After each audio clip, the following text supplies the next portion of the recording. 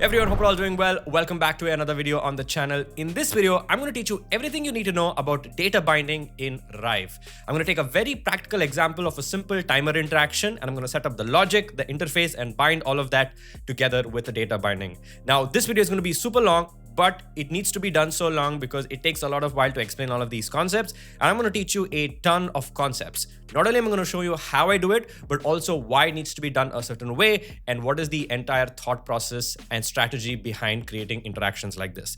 So if you're getting started with data binding or you're struggling to sort of, learn this from online sources, this video is going to make things a lot simpler for you. So by the end of this video, you're probably going to be very confident with data binding so that you can then start creating more complex interactions. So without any further ado, let's get started. All right, so I'm going to be showing you the final result that we're going to be creating and all the concepts that I'm going to be covering. So let me show you how the prototype works. So if I play the state machine, you can see that everything resets to 0, everything is perfect, and then I can click on this button and then release, and we have this timer interaction. All right. Now, of course, there's a sound effect that's super cool as well. But as you can see over here, there's this ring that keeps going around for every second, and for every second, you see that this thing increases over time, right? And so we're going to learn how to set up all the logic and all the conditions and then go ahead and set up all of this together and link it with data binding. All right.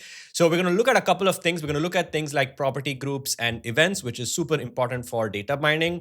We're going to look at timeline events, and we're going to look at listeners and set up state machines and link all of them together and look at also animation layers and why we need multiple animation layers. And in the data panel, if you see here, we've got a ton of things that we've added. So I'm going to teach you how to do all of this completely from scratch and explain the thought process and reasoning behind doing everything that I do. So hope you're really excited, and without any further ado, let's get started. So I'm going to start off with a little bit of theory and a small framework, and then we can jump right in to creating things. So this is how the framework goes. What you want to do is start off by creating a view model, which essentially means a folder which is going to hold something. And you can create one view model per artboard, and you have to link the view model to the artboard, which I will obviously show you. The second thing is you want to create a variable which is going to store some information, right? And you can have multiple variables inside a view model. So a view model is like a folder where you can store multiple variables. And once you create a variable, you need to be able to update that variable. And to be clear, what a variable is it could hold information regarding hex codes. It could be information that holds text information, numbers. It can hold information of whether something is in the on state or the off state, and there are a lot of things. And obviously, we're going to go through all of that a little bit later. But it's basically a placeholder which is going to hold some information. And then you want to find a way to update this variable with different information. Now, this could happen automatically where you don't do anything, or it could be manual where the user manually enters and updates the variable, right? And then finally, when the variable is updated, it should essentially animate something which is based on the variable. So at a very high level, this is how it works. And obviously, we're going to look at this again multiple times as we go ahead and create things, right? So the first thing I'm going to do is I'm going to go ahead and click on data. And here we're going to click on this and say view model. And a view model is just a fancy word. In simple terms, it's a folder of variables, right? So I'm going to go ahead and call this timer. That's about it. So the name of the view model is called a timer. And the most thing you want to do is click on the artboard, which is going to hold all that information or the elements that you will be binding with the data, which is basically binding with the variables that we will create over here. And then click here on the model and then just choose the model, right? This makes sure that you go ahead and select the right view model. All right. Now, in our case, we have milliseconds, seconds, and minutes. So we essentially need 3 variables. Now I'm going to go ahead and create only 1 variable at a time and not 3. Now, if you see over here, you have 2 plus icons, and this can sometimes get confusing. The difference is pretty simple, right? This is like basically enables you to create view models and enums and converters, which obviously we'll look at all of that later. None of that is relevant right now. But if you want to create a variable, which is essentially placeholder which is going to store information, you want to click on this because this adds it under the view model, right? This is at a global level for other things, and this is specifically for this view model. So if you want to store information in a particular variable, you want to click on this, and now you have number variable, string which holds text, boolean, color, trigger, enum, image, artboard list. There's a whole lot of things, right? But obviously we're not going to cover all of that. So in this case, milliseconds is a number, so I'm going to go ahead and click on number. Now we've created our first variable. Now this, we can go ahead and call this milliseconds. All right. Now, if you see over here, we have something called as instances. You can ignore all of this. None of that is relevant. You can see here that this 0 is the value of the current variable. So right now, this variable called milliseconds has the value of 0. Now, how would you go ahead and change it? So if we, for example, went to hierarchy and or basically anywhere and just press the tab key to turn on the animate mode, all right, and I click on the view model, you can see here that all the variables that I create are going to show up over here. All right. Now, in our case, milliseconds is essentially going to automatically update, all right, because as the timer starts, it's just going to, it's going to start counting seconds, and we're going to have milliseconds, and then we're going to have seconds, and then we're going to have minutes. Now, in theory, you could actually start everything with seconds, and you probably don't need milliseconds. But in order for me to explain the entire concept, I'm going to start off by creating milliseconds as well. All right. Now, here's the thing. How do we go ahead and start, for example, when I go ahead and start the state machine, all right, if I start the state machine, how do we update this number to automatically go from 0 milliseconds to 100 milliseconds? And then it has to repeat again, right? So it has to go 0 to 100, 0 to 100, 0 to 100, right? How do we do that?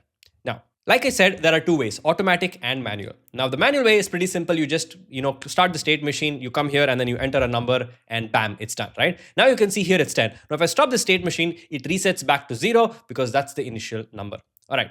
So what we need to do now, we will use an element called as the property group, right? Now, property group sounds like a very confusing term, but forget what it's called and just focus on the use case rather than what it's called. So what does that mean? I'm going to come over here, and here we have events, we have joysticks, and we have property group. I'm going to click on property group. All right. I'm going to paste that over here. All right. Now, once you go ahead and create a property group, let's go ahead and name this. And you need to be very careful with naming, or else you're going to get super confused as to what is what. So here I'm going to go ahead and say milliseconds group. All right. So this is essentially milliseconds group, which is a property group. All right. Now over here, you can see that in this property group, I can go ahead and choose one of these variables.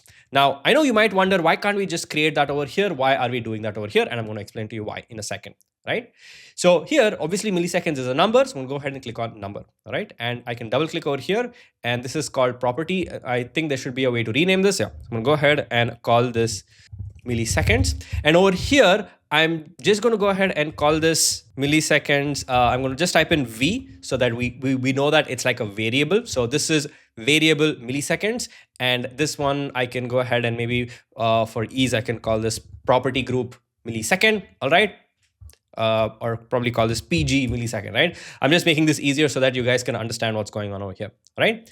Now here we have a number, and if I go ahead and set this to 10, you can see that updates to 10. I can set this to any number that I want and it's going to work, right? Now I could do the same thing over here, but what we want to essentially do is we want this number to automatically change based on an animation. So let me explain what that all means. All right. So let's do a quick recap. So we created a variable, and now we are going to go ahead and update this variable, right? Now we want to update this number automatically. Now, how do we do that? We can only update this variable automatically using a property group. Now, in order to update this, we need to update this. Now, how do we update this? Now we know that 1 second is equal to 100 milliseconds. So here in the timeline, all right, for now, I'm just going to call this, just call the state machine. I'm going to go ahead and just call this timeline for now. All right. And over here in this timeline, if I double click, you can see here that this duration is actually 1 second. So if I click on this, you can see that the duration is 1 second. All right. So now if I play this, you can see this goes from left to right. Now, while this is playing going from left to right, which is actually 1 second, we want it to go from 0 milliseconds to 100 milliseconds. So how do we actually do that? So what we need to do is while this plays, so if I click on this state machine, you can see that this thing plays over here. All right. So as this plays, we want it to go from 0 milliseconds to 100 milliseconds. All right. So what I'm going to do here, I'm going to click on this and click here. And I'll click on this to create a keyframe. So this is the value, all right? And now I can come to the very end, which is 1 second, as you can see, 1 second, and I'm gonna set this value to 100. Now I'm gonna set it to 99 because we're gonna start off essentially from 0. So you could still start from 1 to 100 or 0 to 99. Essentially, we need 100 numbers, right? So if we start from 0, I'm going to end with 99. If you start with 1, you could end it at 100. It doesn't matter, all right? So here, I'm going to go ahead and set this to 0. And over here, this is going to be 99, all right? Perfect. So now, if I go ahead and play this, you can see that this number is being updated based on this. So if I scrub through this, you can see that this number is being updated. All right. Perfect. So now when I play the state machine, you can see that this number is going to change because this is the first thing that happens. All right. There we go. So it hit 99. Perfect. Now we updated this, but we always need to update this variable because this is what we are going to link with elements on the screen. We're not going to link this. We're always going to link things under the view model or the folder. So we need to still update this number. So if I were to give you an example, if I click on the view model, you see we have variable milliseconds. Now, if I play this, you can see that this is updating, but this is not updating. So how do we pass on this information from here, which is the property group, to the variable? So what we need to do here is I'm going to click on this. All right. And here we have the actual value. I'm going to right click on this and choose data bind. All right. So now we're going to bind this with this. All right. Now I click on data bind. And now I'm going to explain a couple of things. Pay attention. So what I will do here is here it says property. Property essentially means variable. Now I know it gets super confusing with the words over here because this is called property group and it's super confusing.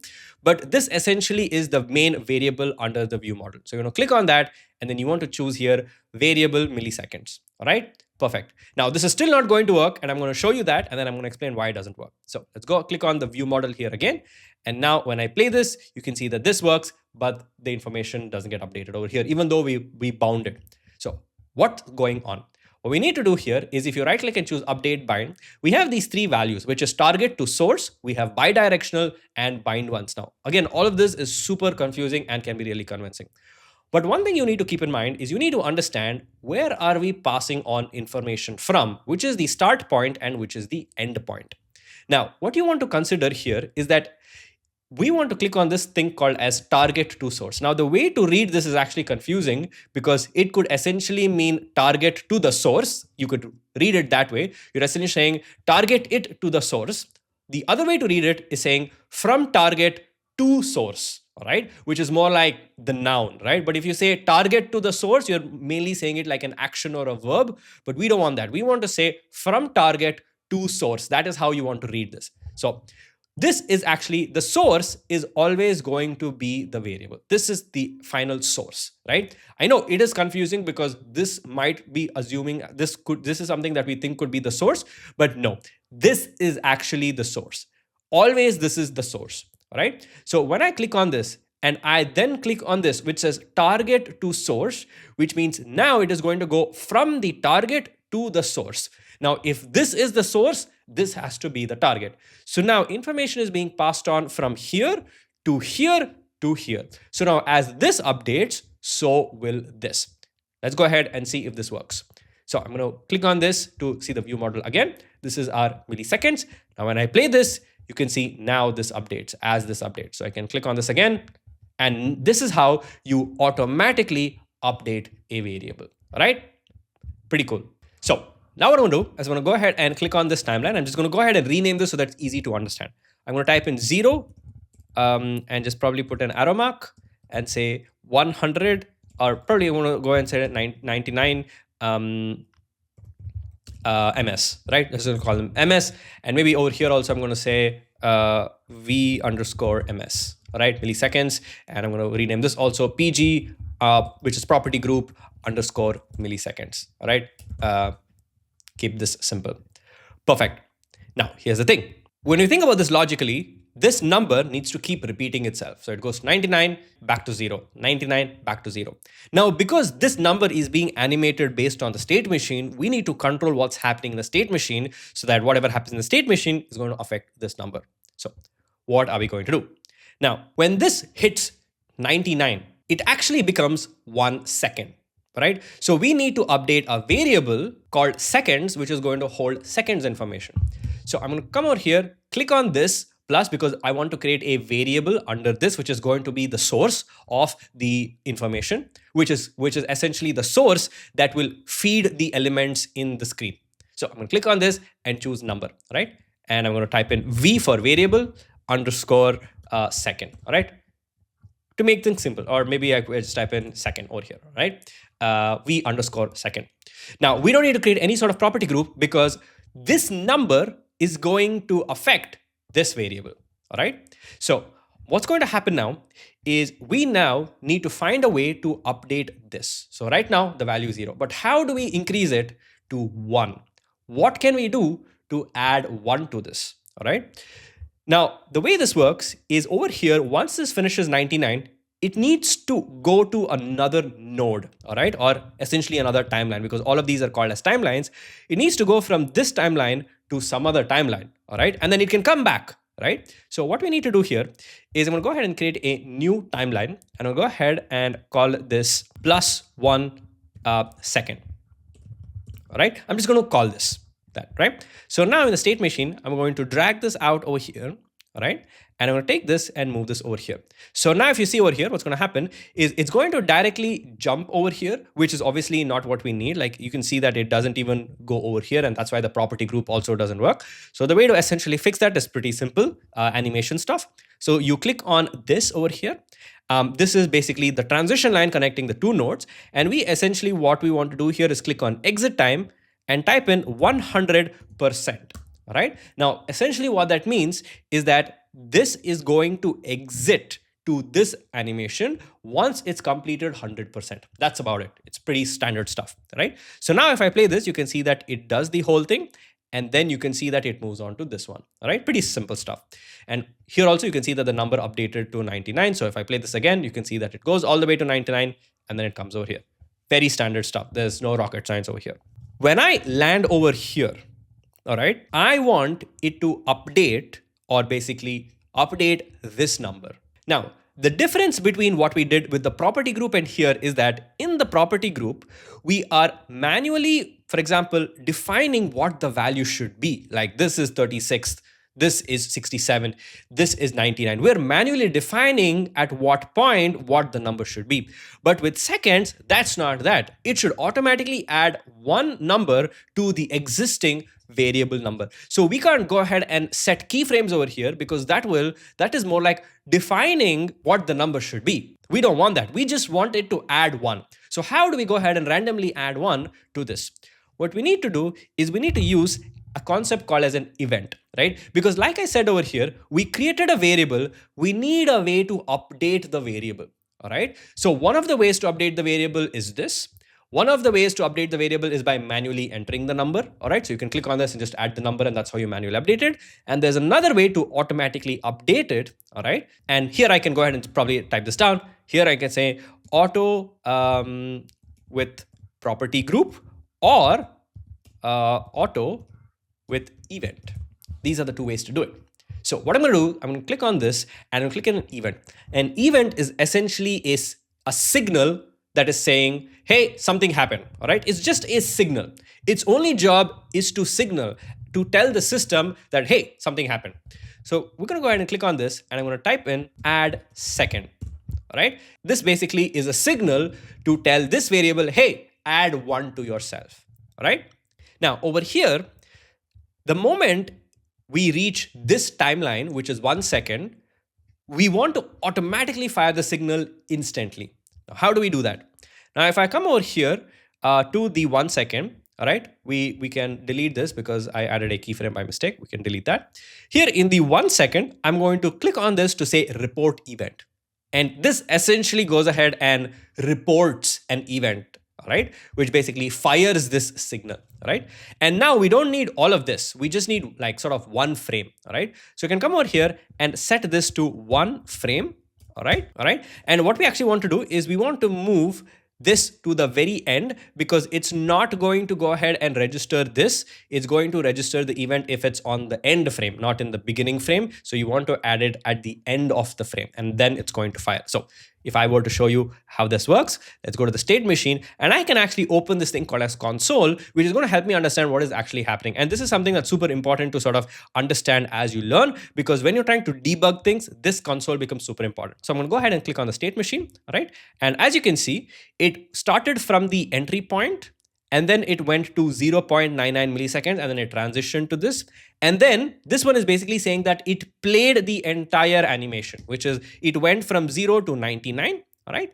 And then it went from 0 to 99 to 1 second. It basically did that transition, and then it played the 1 second timeline. And when it played the 1 second timeline, it basically fired that event called as add second. All right, perfect.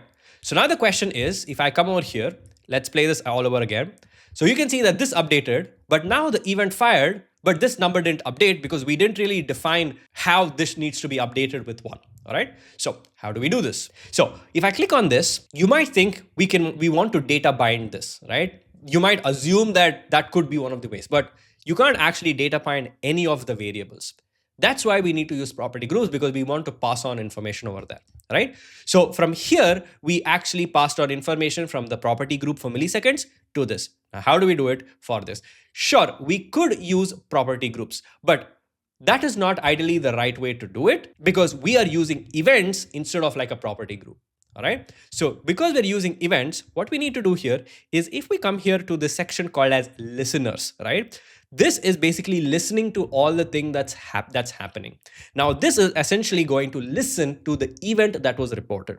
So I can actually click on this plus, all right, and make sure you have this element selected first, all right? And if you don't have this element selected, you can just click on this, and then you can click on the element, and you can see that add second. And what I'm actually going to do is I'm going to click on this, and I'm going to say add second, and I'm just going to call this event so that, you know, you guys will remember it. Or maybe I'm just going to type in event underscore add second. Maybe that's an easier way to remember, all right? So now let's do this all over again.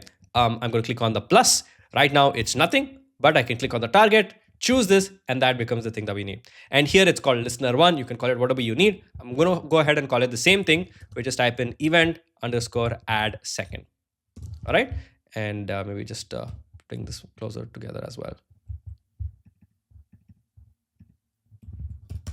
Perfect. So now this listener is going to go ahead and update this number. So as you can see here, it says over here, when this event add.sec is fired, this is going to listen to that. This listener is going to listen to this event, and then it's going to perform an action, which is essentially what we're doing here. We're going to go ahead and update the variable. All right. So I'm going to click on set here, and we have this 2 variables. I'm going to create the variable second. And now we want to add number 1 to this. Now, if I click on this right now, it just gives me value and it gives me the 0. All right. How do I say add 1 to this? All right. So what we need to do here is we'll go ahead and say set variable second from whatever it is currently. It could be 5, it could be 10, it could be 100. Set that to whatever it is plus 1. So if it was 5, it'll be 5 plus 1. If it is 59, it's going to be 60. So I'm going to click on this and say v second. All right. Now over here, we have something called as a converter. This is where we do the math calculation. So I can click on say add converter. And now I ideally need a drop down, which is going to help me select that. Now we need to create this math. Now, as you can see here, it says converter. So let's go ahead and create a converter. Now, if you see here in the data panel, we have all of this, and we also have the section called converter. By the way, this is just a filter, so it's going to filter things. If you are, you have too many things and you want to just focus on specific things, you can just filter between that. So I can click on this. Now here, this is not a converter because this is a variable. A converter is not going to store information. It is just instructions. A converter is like an instruction. All right. So I'm going to click on this plus over here, and over here you can see we have converters. Now we have a lot of types of converters, but we're going to focus on all of these later. Right now, I'm going to go ahead and choose one called as calculate. Now we also have formula. You could use formula. Formula is for larger mathematical calculations. For example, you want to do 1, minus, and multiply and divide. You could do that with formula. But if you want a single operation or single calculation, you want to use calculate. All right. So now if you see over here, it says this is the name of the converter. All right. And if you want, I can go ahead and just call this convert, CONV for converter. All right. And we can call this add second. All right. Add 1 second.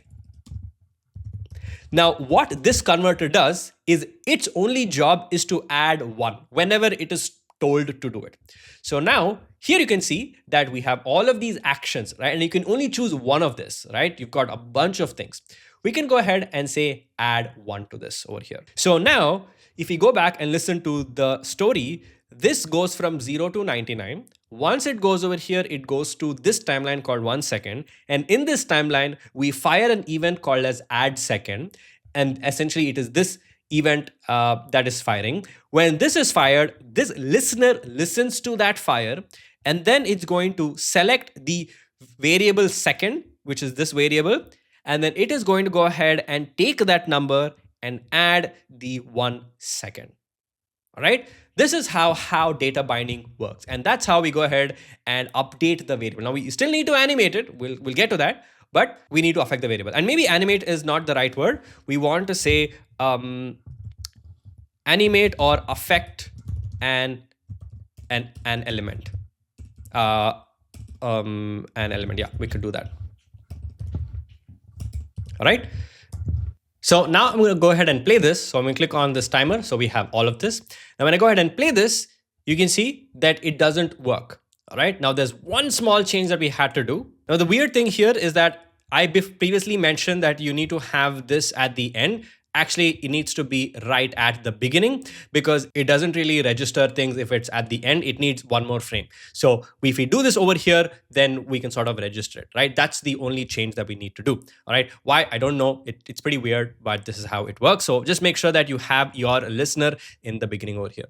And what I will also do here is I'm going to go ahead and remove this thing called second, and we're just going to say add one. Now, the reason I'm removing second is because this converter or an instruction is only going to add one. It can add it to pretty much anything. It can add it to seconds, kilograms, variables. It could add anything. Its job is to just take the number and then add one to it. It doesn't know what it's adding one to, right? So that way we can reuse this for updating seconds or even minutes. All right. So I'm just go ahead and say add one. So now if we go ahead and play this, let's click on the timer so that we can view the details, and I'm going to click on this and play. And now you can see that the moment it reports this event, it ends up adding one to this, right? So it listens to that and then it basically does this and adds one to it. Perfect. Now we need to repeat this thing again and again and again. How do we do that? So what we're going to do here is once this is done, here we will go back to this. So it's going to come over here, all right? And it's going to, let me move this out a little bit. Once it finishes, it needs to go somewhere. We're going to go ahead and make it go back over here and start this thing all over again. So now if you see here, it's automatically playing where it's just going, it's going to go and increase the number one by one. Right? Now, if I pause the state machine and I come here to the console, you can see basically it's just repeating the whole thing again and again. And if we see basically the last thing that it did, it went from 0 to 99 milliseconds. It basically went from this timeline to this timeline. It went from here to there. And then it played this, which is it played the timeline called 1 second, which is essentially this. And in this, it basically reported the event. All right. And then it went from 1 second to 0.0, from 1 second timeline to the 0 to 99 millisecond timeline. So it went from here to here, and then it played this. And then after this, it's going to play this again, right? So now if you see over here, it's going to keep going. Now, all we need to do is pretty much do the same thing where once it hits 59 seconds, it becomes 1 minute, and then seconds becomes 0. So let's go ahead and set that up as well. So now for the sake of this example, let's assume that 10 seconds is equal to 1 minute, but I know that it's 60 seconds. But for now, let's assume that it's 10 seconds so that we can quickly test this very fast. So now once this is done, we obviously want to update the minutes variable as well. So I'm going to go ahead and create a new variable called as variable minutes. I'm going to type in v underscore min, all right, which is basically for minutes. All right. And now if I click on this, we have this as well. So now, essentially, what happens over here is that this timeline, so let's go ahead and read this again, right? So we created a view model, which we're not going to do again and again. And here we created a variable called as minutes. Now we want a way to update the variable, all right? Now we updated the second variable by creating an event, and that event is triggered when we move to this particular timeline. We want to do the same thing exactly for minutes. So I'm going to start off by creating an event, all right? Click on this, and I'll go ahead and type this event underscore add minute. This is a different event, right? This is going to fire only when we need to update the event. This is going to fire every time we need to update a second. And this is going to automatically keep running, right? So you want to use property groups and events as ways to update the variables over here, all right? Perfect. So now we want to do the same thing over here. So we added 1 second. I'm going to go ahead and click on and create a new timeline called as plus 1 minute. Now, the reason I'm creating a new timeline is because this timeline is only going to update second. We don't want this to do anything with regard to minutes, right? Because if I do anything regarding minutes, it will always add minutes. We don't want that. So which means if I come over here and add this over here, I can create another route over here. Now, the question is, when should it go over here versus when should it go over here, right? Because it should know when to go over here and when to go over here. So what we can do is we can set a condition saying that, like I said, right? So let's go ahead and take an example. I'm going to type in over here. For example, 10 seconds is equal to 1 minute, right? So for now, let's just use this as an example. Of course, we will change this later to the right numbers because we want to test things over here. So what we need to tell Rive is I want you to go from here to here, all right? And here we want to go ahead and set a single frame of 1 second. Remove this, all right? Press enter. And over here, we want to fire this event, which is adding a minute, all right? So coming back to the state machine, over here, we want to fire this only if the number of seconds is equal to 9. Because if I were to explain to you, if we did 60 seconds, all right, the 60th second is actually 1 minute. So you never see the number 60. You might see 1 second, 2 second, 3 second, 59 seconds, but you will never see a 60th second because the 60th seconds is when you get 1 minute, all right? So in that case, if 60th second is actually 1 minute and you never get to see the number 60, all right? The same thing, if we assume that 10 seconds is equal to 1 minute, we want to make sure that if the number is 9, all right, we don't want it to go ahead and update this to 10. We want to come over here and add an actual minute. So I'm going to come over here and click on this. And this basically allows me to set a condition saying that I can go from here to here if certain conditions are met. So I can click on this, which says create a condition. And here I can say move from this to this if the variable dot second, and you can obviously do a lot of stuff over here. You can add converters. We're not going to do any of that. If that is equal to 9, then go over here.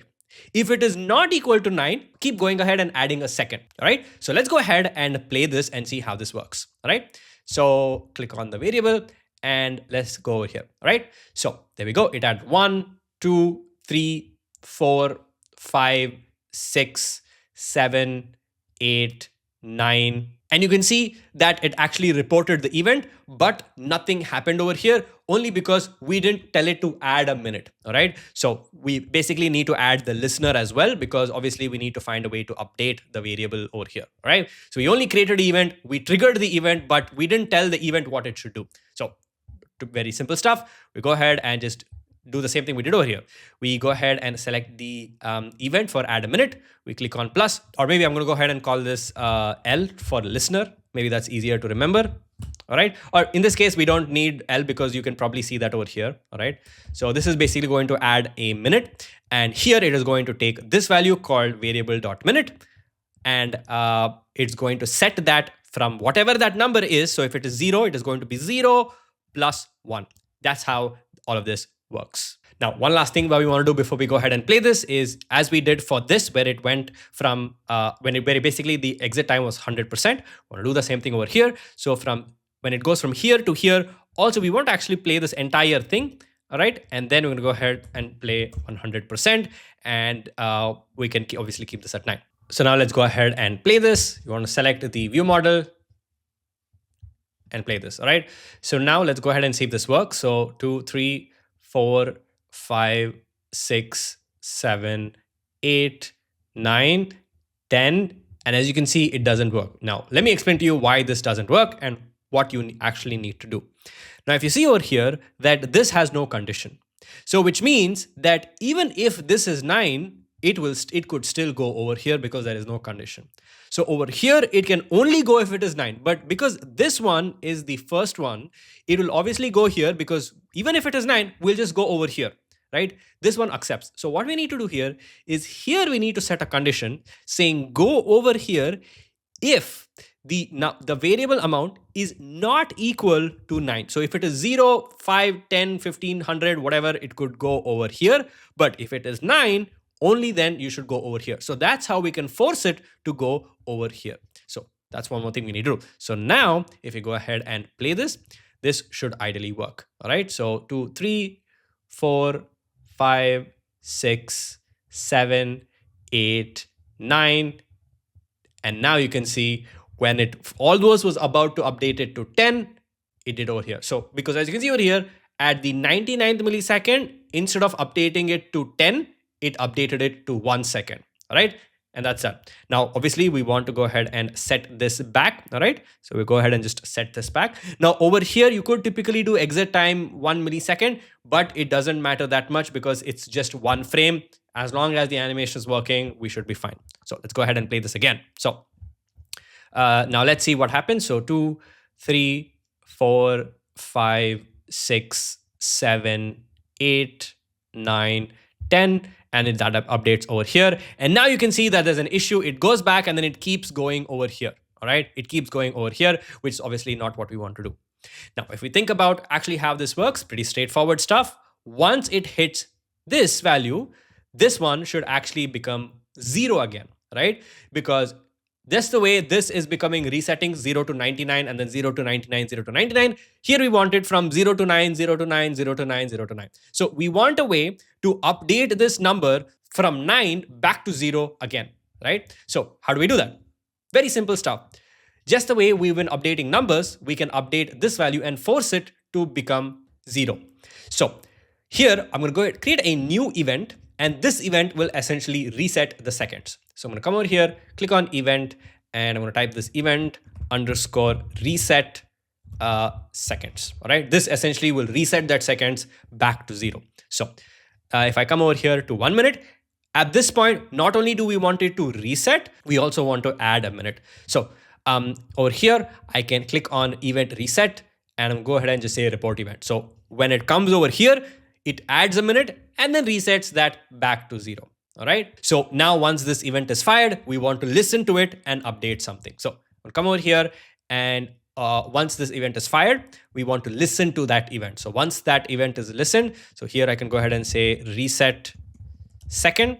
We want to set the value of whatever that is. All right. We want to set that value of millisecond, or actually, let me go ahead and set this to value. We want to set that back to 0. All right. So now this, we're not doing any mathematical calculation. We're just setting it from 9 back to 0. We're resetting everything. So let's go ahead and now play this and see if this works.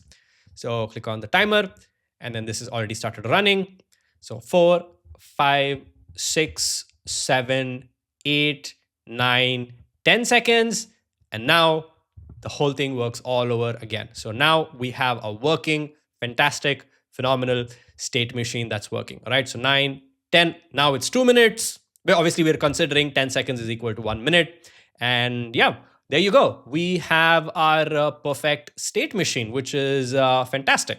All right. And go ahead and pause this. Now, one thing that I want to do before we go ahead and data bind this to actual text information on the screen, what we want to do here is we want to go ahead and round off these numbers because this is a little annoying to me, right? And this is just, it doesn't affect it that much, but it's obviously a learning opportunity for all of you. So if I come over here and you can see here that this number could be 21.4, whatever, right? Because if you are data binding this to an actual piece of text, you will see 21.4, 21.45, which is weird, right? So we want to round off these numbers. So how do we do that? So here we have an option called as round. If I come over here, you can see under numeric, we have round. So this essentially rounds off the number. So I can click on this and I can come over here and I can call this converter and call this just round, right? So this is like an instruction that we attach when data binding. So as you can see over here, this number, green means that something is successfully data bound. So you want to right click that and update bind. So this essentially, whatever is happening on the timeline updates this number updates the variable. All right, which is essentially what is happening right now. So as you can see, it is updating the millisecond. What we can also do is add a converter. So before it passes on the information over here, all right, now there's a couple more things that we can do to make this realistic. Now, The moment the state machine starts, we can see that obviously everything starts automatically. The thing is that when we design the interface, there's probably like a play button or some button that's basically going to start this animation.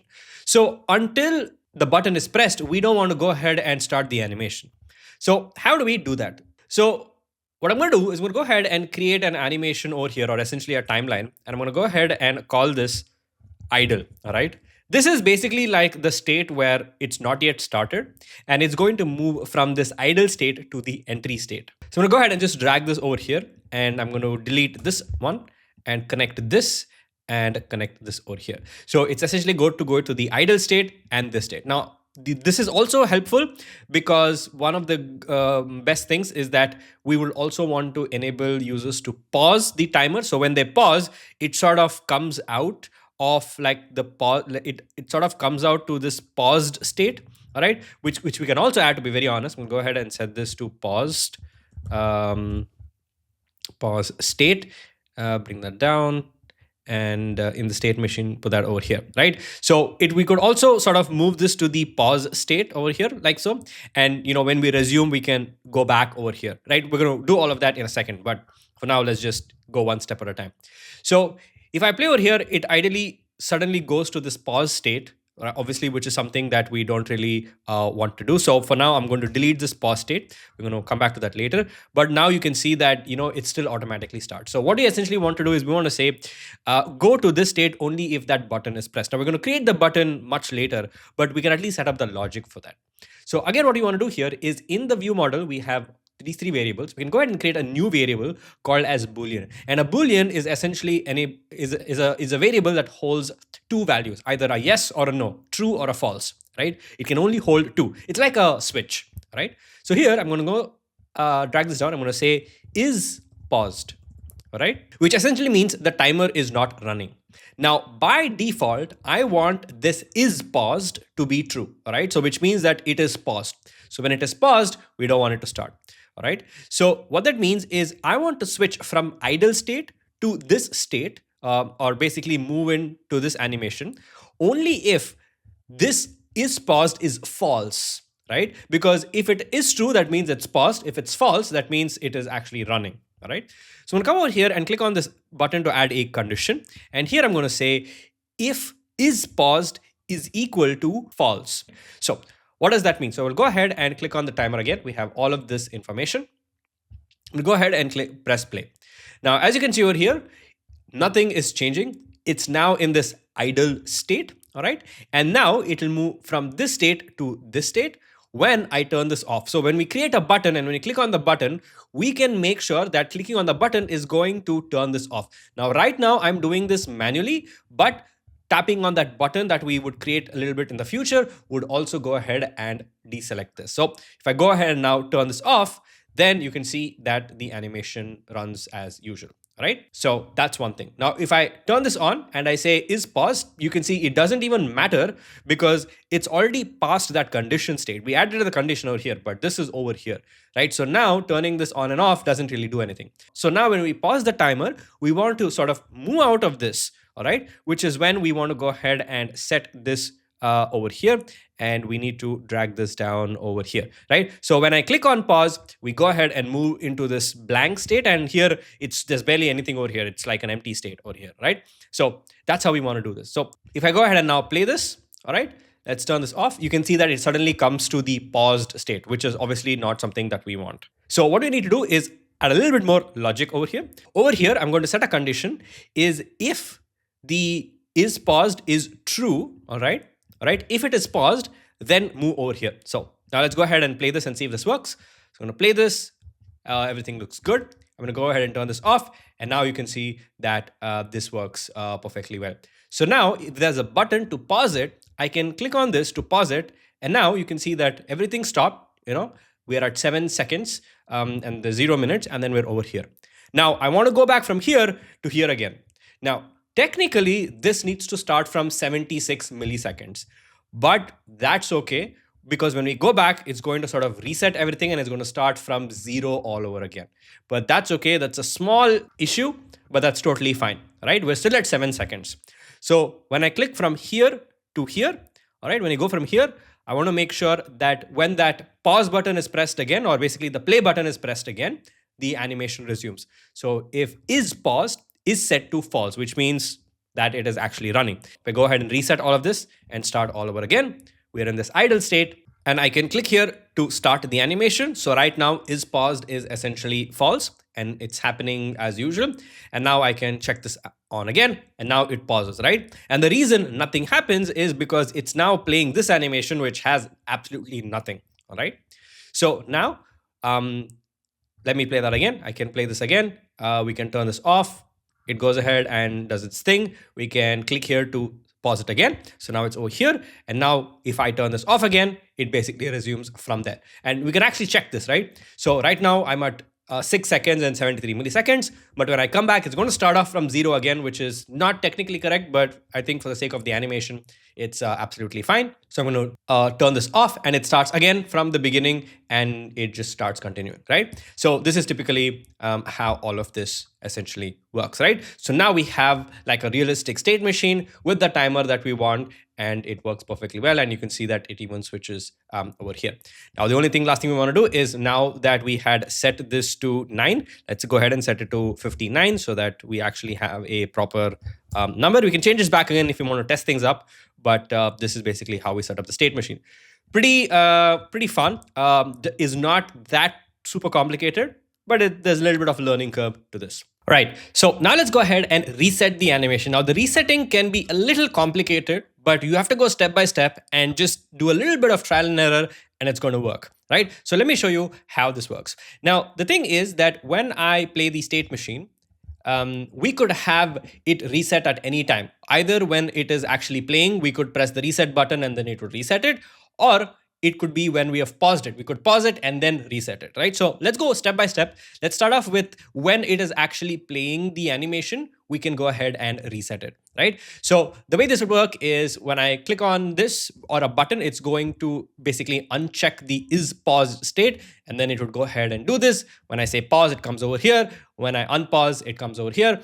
And now what would happen is at this point, if I press on a button that says reset button, it is going to go ahead and reset it. Essentially, we needed to reset all the values. So we want the seconds to be 0, minutes to be 0, milliseconds to be 0. And also we wanted to go back to some place, right? So essentially we wanted to come back to the idle state, because that is where we would start from again if it is done, right? So how do we do it? So now for this case, I am going to just create a random shape layer so that it makes it a little easy to sort of visualize, because we're doing a lot of things over here, right? Because when we press on the button, we're resetting too many items.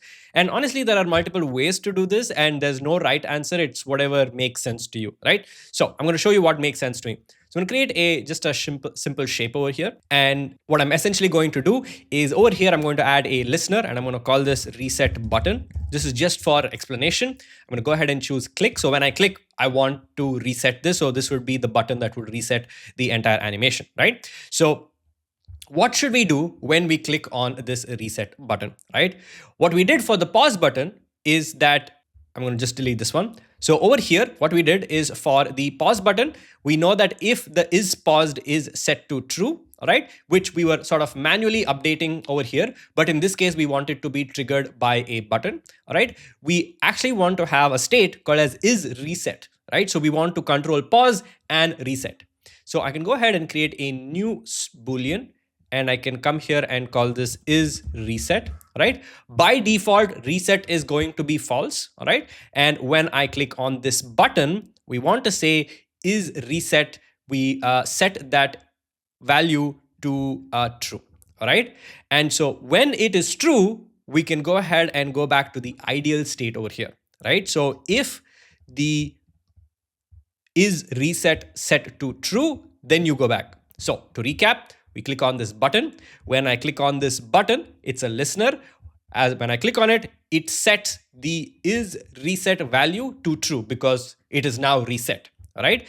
And when it is set to true, it can have two options. It can either go here or it can either go here. Here it will go if is paused is set to true.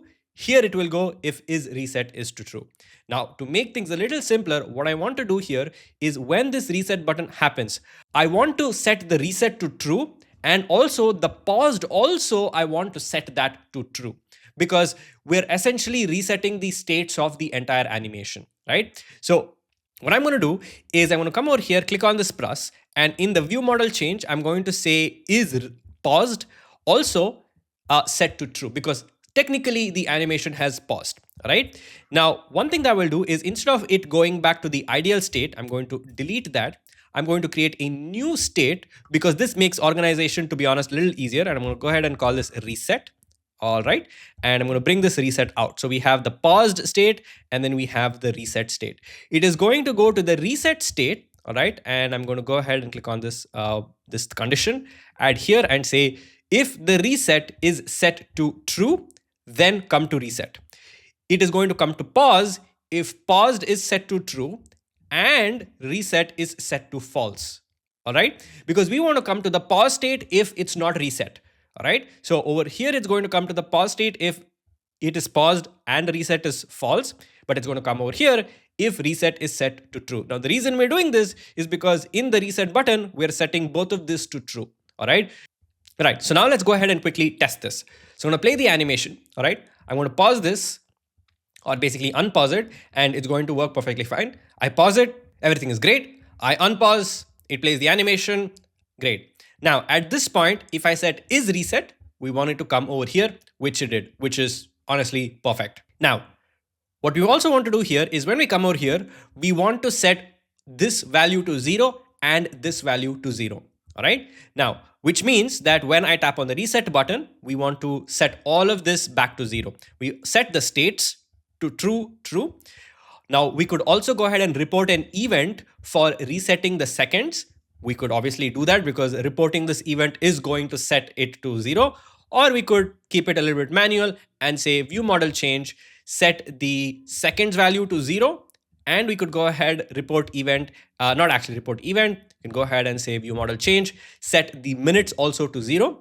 We could go ahead and set the milliseconds also to 0. But when we restart the animation, it is anyway going to start from 0. So it doesn't really matter, whether the millisecond is there or not, because it's anyway going to start from 0. So we could just leave that as it is, right? So if I go ahead and play this again, all right, let's quickly check. So I uncheck this, all right.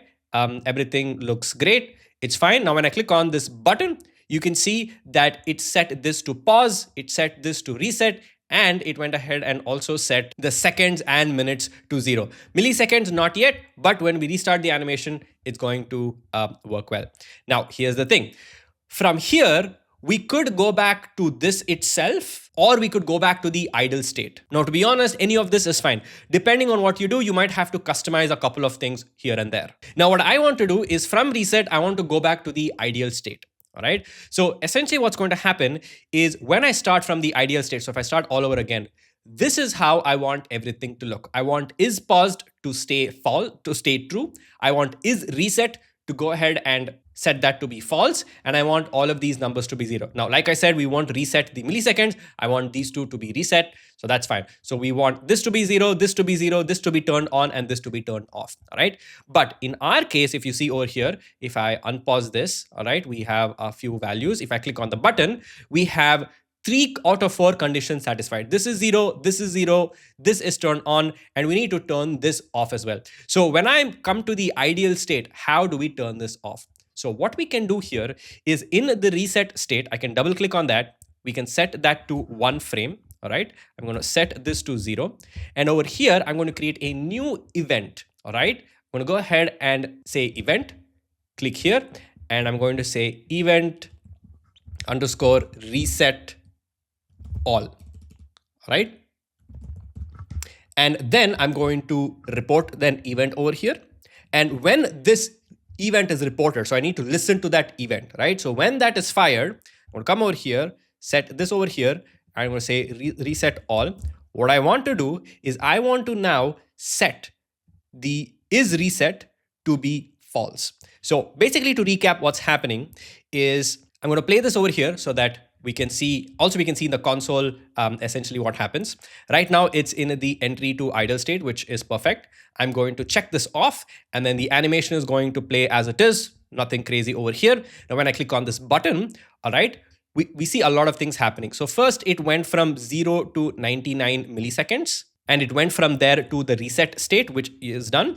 It actually played the reset animation, which was essentially just reporting the event. But if you see here, the reporting event called as reset all is supposed to set the is reset value to false, but it didn't. It's still over there. So one thing that we need to do, which is very weird with Rive, is that we need to take this and move this over here so that we go back to the ideal state, right?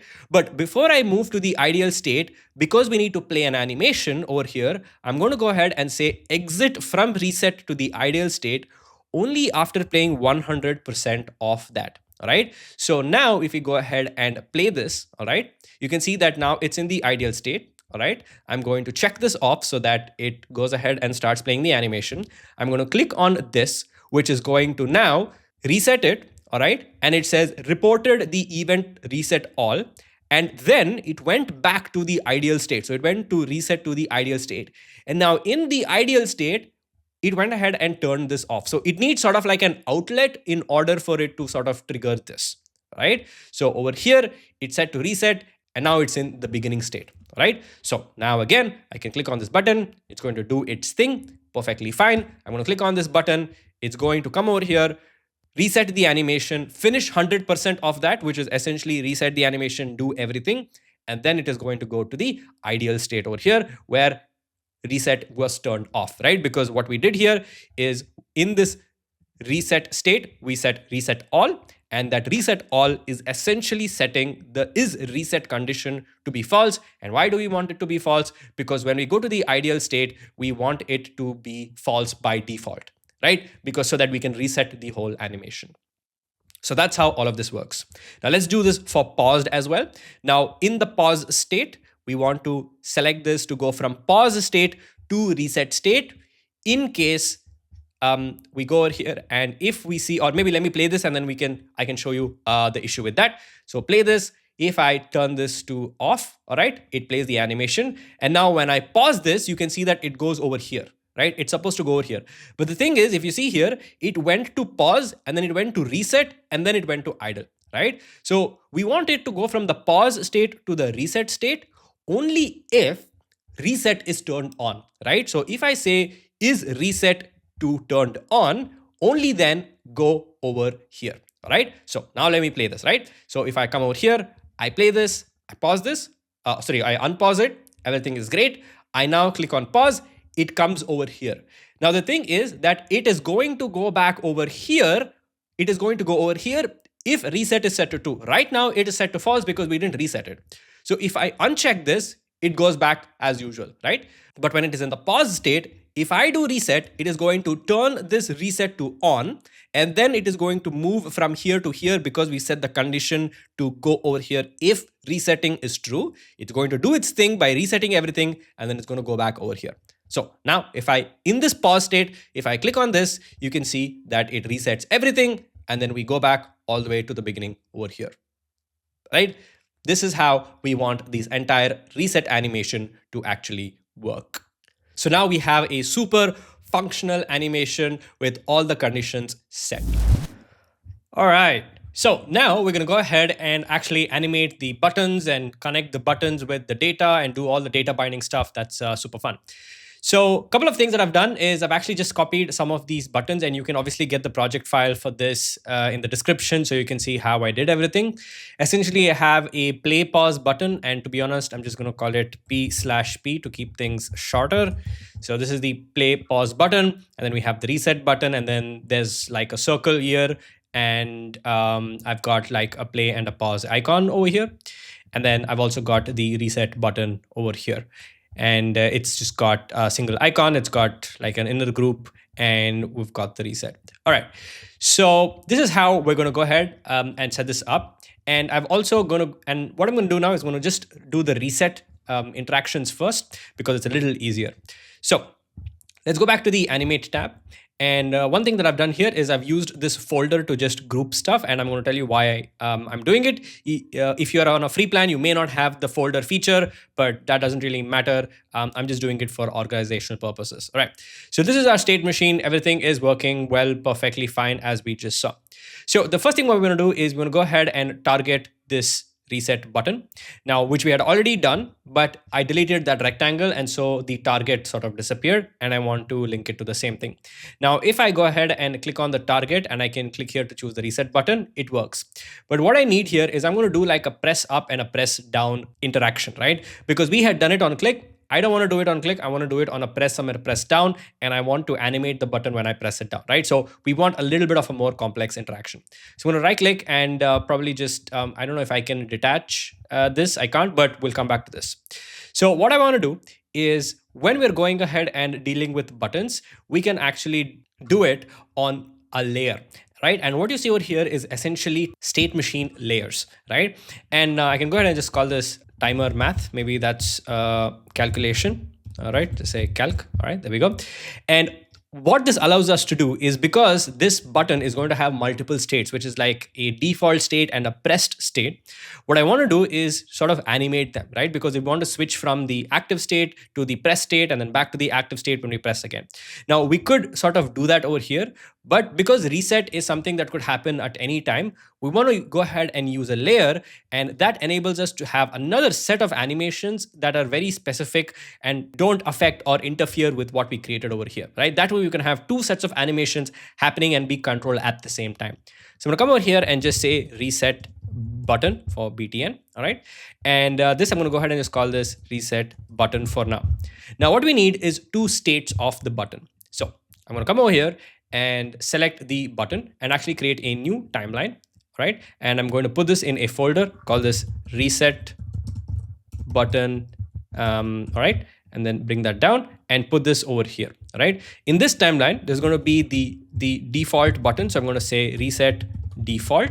And then over here, what I will do is I am going to come to the scale, and I want to scale down this inner group, right? When I press down, I want to scale it down to 90%. And as you can see, it scales down by 90%. And I'm going to right click and duplicate this. And this one is going to be called reset pressed. Actually, to be honest, this one is supposed to be called reset pressed.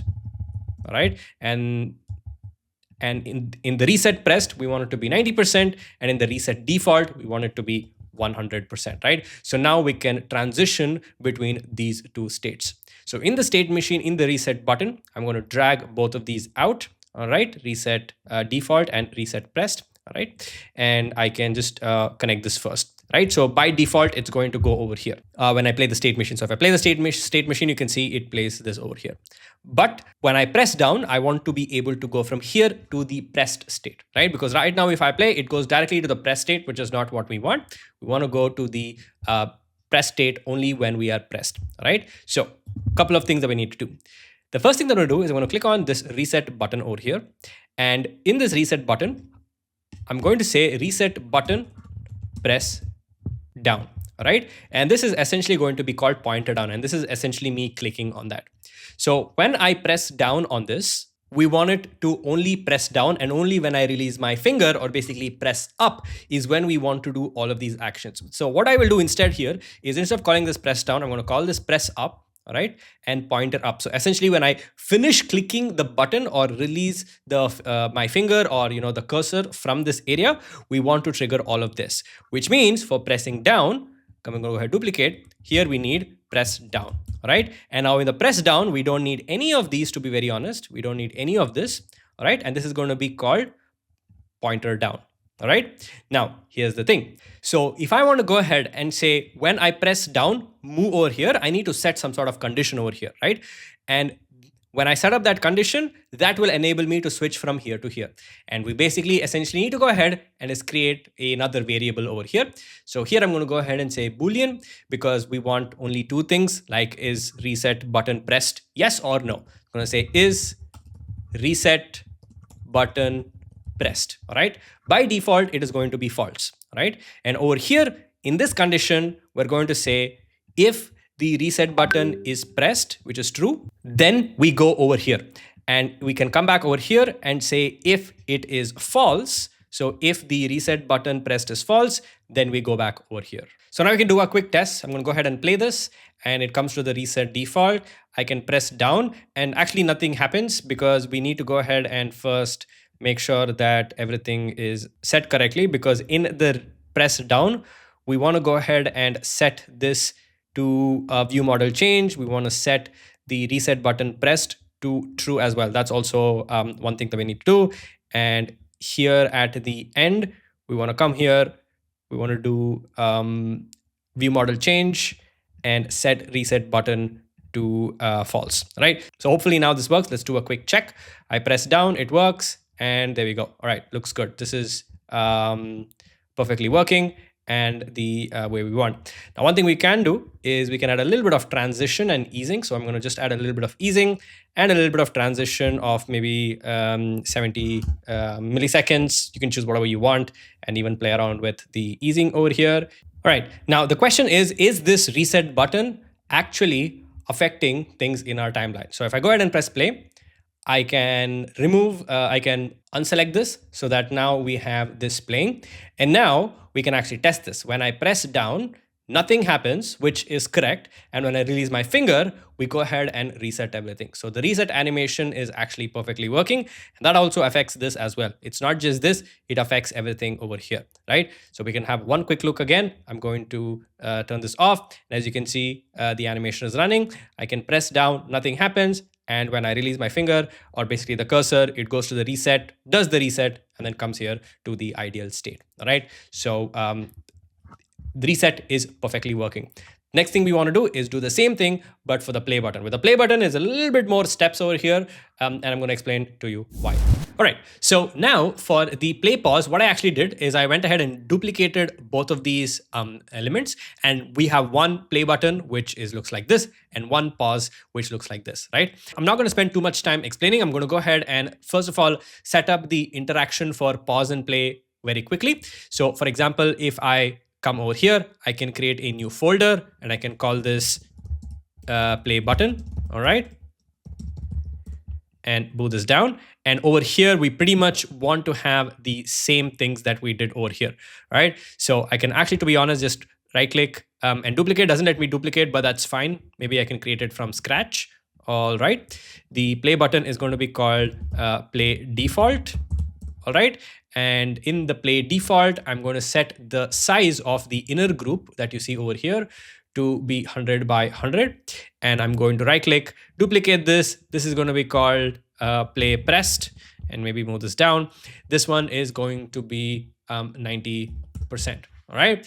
And I'm going to do the same thing for the pause also. So I'm going to call this pause button and set the create a timeline for that.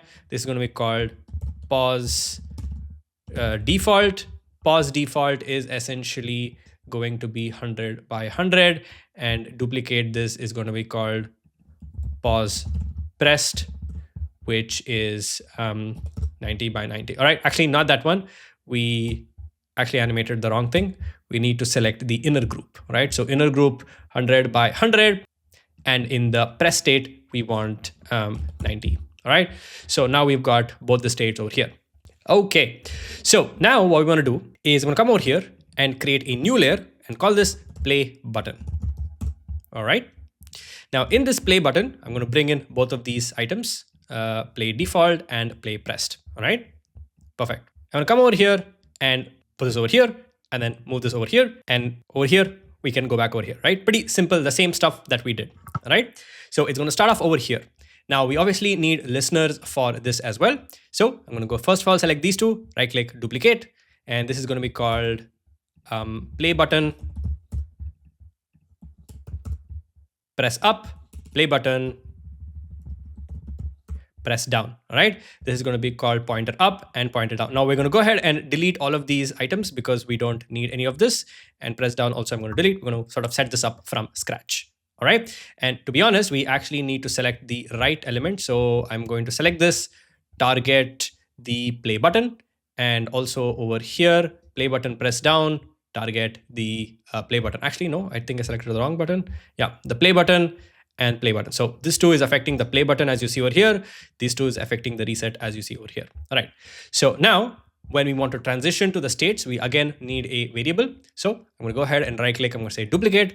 This is going to be called is play button pressed. All right. By default, it is set to false. All right. And over here, it's going to go when the play button is set to true, and it's going to go back when the play button is set to false. All right. Play button is set to false. There we go. All right. So now all we need to do is when I press down, I need to go ahead and set this view model from true to false. And when I release, we want to set that to true. All right. And when I press up, release my finger, we want to set it to false because the button is no longer pressed. All right. I'm going to say is button pressed. We're going to set that to no because obviously we released our finger. All right. So now if I play this, you can see that this works. And also let me quickly go ahead and add a little bit of easing over here, 70 milliseconds, and add a little bit of easing. And now if I play this, you can see that this works perfectly the way we want. All right. Super cool. Super cool. Now, here's the thing. When we go ahead and look at the view model and when we press down, we actually now want to, when we release our finger, we want to start the animation, which means I need to set is paused to actually false when I release my finger, which is when the press happens over here. Not only do we want to change this value, which is the button press so that it can go back to the default state, we also want to set this to false so that the animation can start. So I'm going to come over here, click on input change, or actually view model change, and here set is paused to false. So now if you go ahead and play this, I'm going to press down, raise my finger, and there we go. The animation is perfectly working. Super cool, super cool. All right. And now over here, when I press down and I release my finger, the animation stops. All right. And I can click down again, release my finger to start it all over again. And it works like a charm. Amazing. Now, here's the thing. When this animation is actually playing, all right, when all of these numbers are changing, when the animation started, we want this to appear and then this to disappear. So now for the pause button, we can take a little bit of a creative approach. All right. So for this, we need to pretty much go step by step or else it's going to get like super confusing. So the first thing that I need to do is when I start the animation, I want this whole play or pause button to be hidden away. All right. I want the opacity of that to be 0. So what I can do here is in the play default, I can go ahead and set the pause button, all right, opacity of that whole thing to be 0, all right, so that I don't see it, all right. And in the pressed state also, we want that to essentially be 0. Oh, not that actually, sorry. We want to select the pause button and set that also to be 0, all right. And we can rename stuff a little bit here. This is going to be called play underscore inner group. This is going to be called pause underscore inner group. And yeah, we don't really care about these names. This is absolutely fine. Awesome. All right. And in the pause default, all right, in this case, we want the play button to be 0%. And over here, we want the play button here to be 0%. Again over here, right? So this is what we want. And another thing that we can do here is we can set the pause also, both of this to actually be 100%. So I can set the pause button, set that to 100%. And again, here also set that to 100%. All right, the pause button. And in the play button over here, we can set this to 100. And in the press state also to 100%. So that way we're keyframing pretty much, everything that we have. All right, nice. So now in the state machine, when I start the animation, all right, this is what we get, which is perfectly what we need. So now I can, let's go to the data panel. So we have all of this so we can see. I'm going to press down. And now when I release my finger, instead of going back to the play default, we want to go to the paused default state. All right. So that means I'm going to click on this and move this over here. So this, we're going to delete this one because it's going back to the left. Here, what we want to do is we want to say when the button press is false, we want to go here. So let me check that again. So this is how we are. We click down and I release my finger and then this is what we get, which is exactly perfect, which is perfectly what we need. All right, nice. Now, when I press down on this, all right, we want to be able to transition to the paused pressed state, right? So if I come down over here, I can come here and choose the paused pressed state. But in order to do that, we obviously need to have listeners over here. So I'm going to select these two elements. I'm going to go ahead and duplicate them. So this one is going to be called pause button press down, and this is going to be called pause button press up, right? And we're going to change this to the right icon. So this is going to be called the pause button, And this one is also, let's stop this for now. And then this is also going to be the pause button. All right. So now if we play this, this is how we are. I'm going to press down, release my finger, and we have this. Now, obviously, it jumped to this state. So we want to set up these conditions. So over here, if the pause button is pressed, right? So which means that if this pause button is pressed, and I can delete the conditions that we set up over here, all right? So if the pause button is pressed down, then you go over here, right? Now to do that, we obviously need another variable.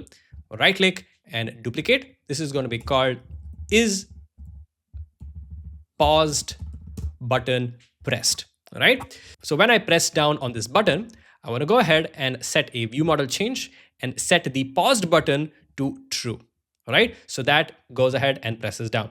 And now over here, when I press down, we want to go back to this state. So I'm going to go ahead and add a line over here, and it's going to go to the play state when we go ahead and set the pause button. When we release our finger, we want to set it to false, right? We release our finger, so it's no longer pressed, right? So in the press down, we set it to true. In the press up, we need to set it to false. So is the pause button pressed down?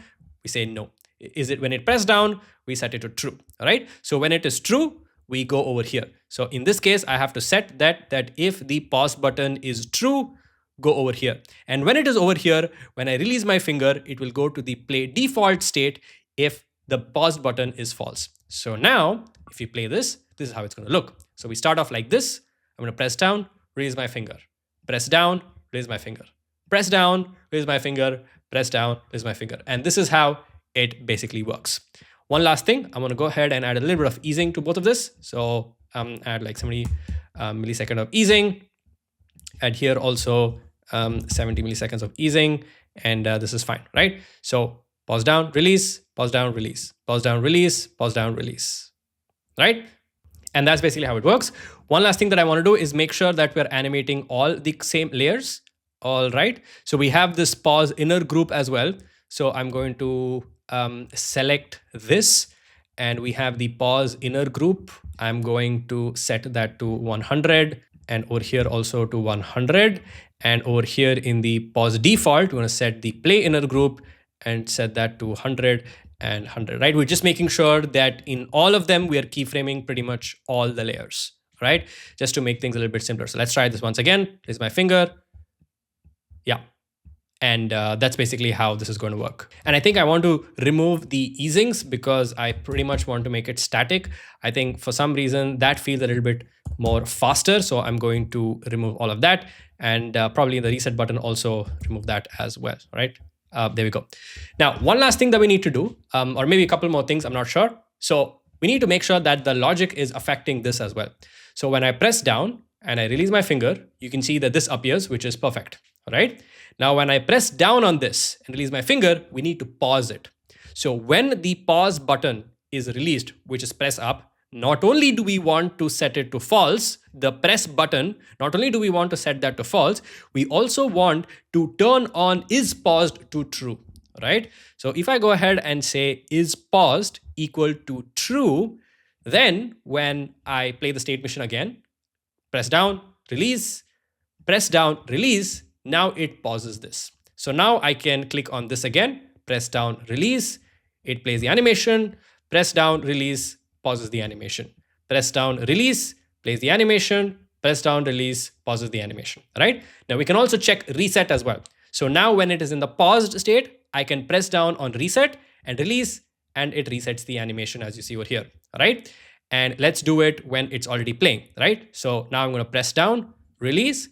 Now the animation is playing. Now when I press down, when I do the reset pressed and I release my finger, the reset happens, but we need to reset this back again to this. So what that means is in the play button, all right, right now it is in pause default. Pause default should be able to go back to play default, all right? And how would that happen, all right? So what condition do we need to put here so that pause default will go to play default, all right? And so over here, we need to figure out what to do. Now, if we look at this button, all right, when I press down and release my finger, you can see that it actually turns this on. Or maybe let me actually show this to you in a better way, right? So if I press play and I start the animation, all right, when I press down, for a brief second, you can see is reset turns on. And it is at that time we want to signal over here. So when this, all right, if is reset is set to true, all right, if that is true, if this is turned on, we immediately transition over here, right? So let me show that again. So I'm going to start this off. I'm going to start the animation, all right? It starts playing. And now when I press down and release my finger, you see it goes over here. Now, the reason this is working is if in our timer calculation, if we come down to the reset button, press up, all right, we set the is reset to true, all right, for a brief second. It then goes, and then when it comes to reset and goes to idle, it does reset.